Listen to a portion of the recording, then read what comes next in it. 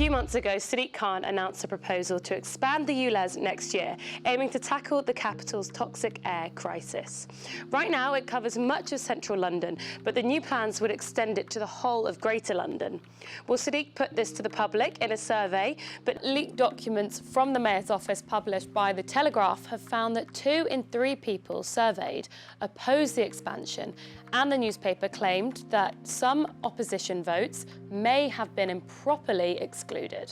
Well, in a minute, we will hear the Mayor's response to these claims and from an opposing politician. But first, let's look at the details of what the ULEZ expansion would mean. Right now, this is where the ultra-low emission zone is, and this is where it's looking to expand to. Now, the Mayor's office say the ultra-low emission zone expansion will have the biggest effect on emissions relative to the cost to Londoners as a whole.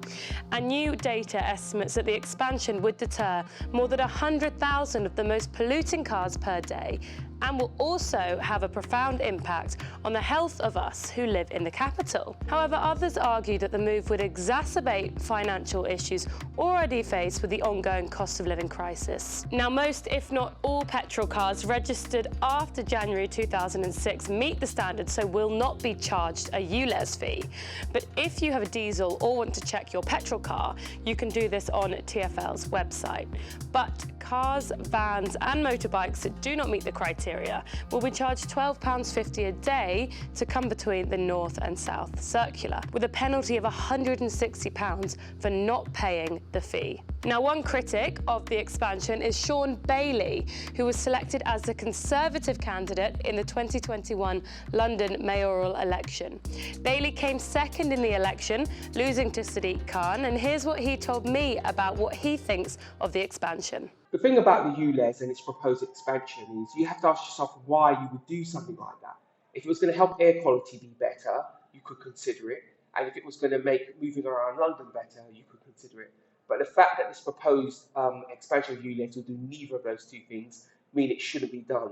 And on top of that, we're about to punish some of the poorest Londoners with a very heavy draconian fine that they cannot get around, because they don't drive their cars because they like it, they drive their cars because they have to for family life, for work, etc. Lots of studies suggest that it would keep out over 100,000 of the most polluting vehicles a day. Surely that's going to have some impact on air pollution. Actually, what most studies have shown is that it will have negligible impact on air quality. The Mayor's own study said as much, that it will not impact air quality positively at all. The words used were negligible. But what it will impact is people's income massively. Remember, large parts of outer London don't have an air quality problem, so you can't compare it to the central zone where it made perfect sense. Further out, it simply does not. And again, the real thing here is the Mayor promised that if there was an overwhelming response against the ULEZ, he wouldn't expand it. That response has happened. A Telegraph expose showed that 66% of people voted against expanding the ULEZ, so it's now up to the Mayor to fulfil his promise. I mean, the Mayor would completely disagree with that statement. He actually sent me a statement, and in it says, any suggestion that TfL has sought to influence the results of the consultation are categorically untrue. He went on to say that the independent analysis is still ongoing and the full report will be published in due course. What do you say to that? The problem with the Mayor's take on the consultation is it would be easy to answer any charge of it being skewed in one direction. We've had reports, for instance, of opposing views being removed from being counted. But all the Mayor has to do, if he wants to make people feel comfortable that the consultation has been legal, is open the whole process up to scrutiny. And the fact that he won't is where a lot of the suspicion lies. He's also said 4 million Londoners are now breathing cleaner air thanks to the expansion of the ultra-low emission zone last autumn.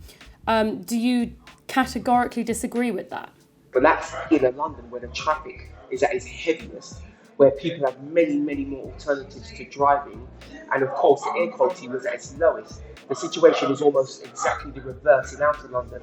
The traffic is less, there's far less alternatives, and the air quality isn't as bad as it is in central London. What would you do if you were Mayor, because you did run, what would you do to tackle the air pollution crisis in London?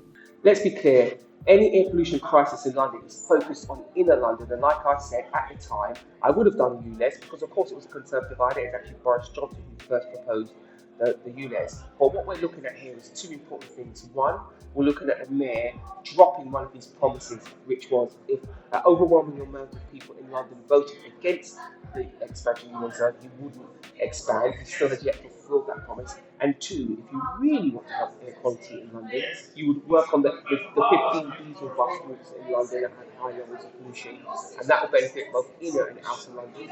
You could also, as well, look at much better transport links in outer London, which again will give people alternatives to driving their car. So what do you guys think? Should the ULEZ be expanded at such a financially tough time? Let us know in the comments below.